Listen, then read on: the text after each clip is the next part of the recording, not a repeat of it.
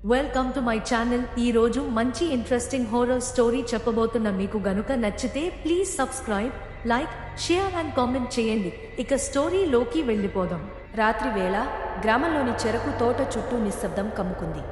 ఆ తోట చాలా పెద్దది. అక్కడ ఎప్పుడూ ఎవ్వరూ రాత్రి వేళలోకి వెళ్లేవారు కాదు.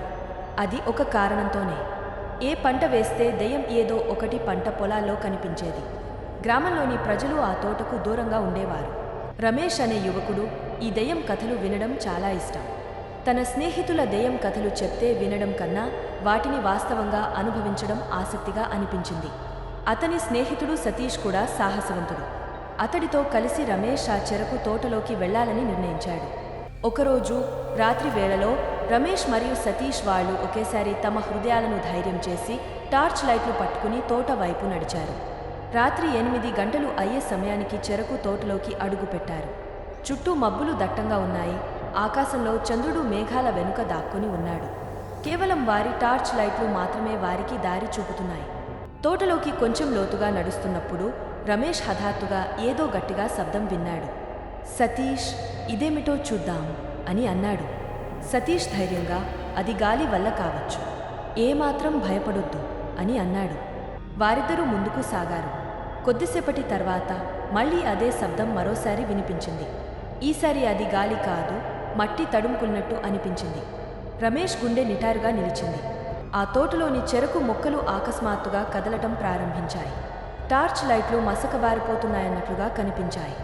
చెరకు మొక్కల మధ్యలో ఏదో బొమ్మ తరుక్కొచ్చినట్లు కనిపించింది. ఆ దృశ్యం చూస్తే ఎవరికైనా గుండె దడపడాల్సిందే. అది ఎవరు అని రమేష్ గట్టిగా అరుస్తూ అడిగాడు. కానీ సమాధానం లభించలేదు. అది భయంకరమైన దెయ్యం.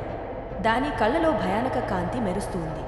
అది క్రమంగా వారి వైపుకు దగ్గరగా వస్తోంది. సతీష్, రమేష్ వెంటనే అక్కడి నుంచి పరిగెత్తి తోట బయటకు రాకపోయి ఉంటే వాళ్ల పరిస్థితి ఏమిటో వారు కూడా ఊహించుకోలేరు. తోట బయటికి రాగానే వారు గుండెలపై చేయిపెట్టి భయం నుండి ఊపిరి పీల్చుకున్నారు. వారు పరిగెత్తి గ్రామంలోని పెద్ద మనిషి వద్దకు వెళ్లి జరిగిన సంగతులన్నీ చెప్పారు. పెద్ద మనిషి వారి మాటలు విని తన తాత నుండి వినిపించిన కథను గుర్తు చేసుకున్నాడు. ఈ చెరకు తోటలో గతంలో ఒక రైతు అకాల మరణం చెందాడు. అతని ఆత్మ ఈ తోటలో నిలిచిపోయింది అని మా తాత చెప్పేవారు అని పెద్ద మనిషి వివరించారు. రమేష్, సతీష్ ఆ దెయ్యం కథల నిజాన్ని అనుభవించి ఆ రోజు నుండి చెరకు తోటకు ఇంకోసారి వెళ్లలేదు. ఆ దెయ్యం ఆత్మ ఆ చెరకు తోటలో ఇలానే కలవరపడుతూ ఉంటుందని గ్రామంలో అందరికీ తెలుసు. ప్రతి ఒక్కరూ ఆ తోటను తప్పించుకుని రాత్రి వేళలో బయటకు వెళ్లడం మానేశారు. అయితే ఆ చెరకు తోట మరి ఎప్పటికీ గ్రామంలోని దెయ్యం కథలలో ఒక ప్రధాన పాత్రగా నిలిచిపోయింది. Thank you for watching this video friends. మీకు గనుక ఈ వీడియో నచ్చితే మోర్ వీడియోస్ కోసం please do subscribe, like, share and comment చేయండి.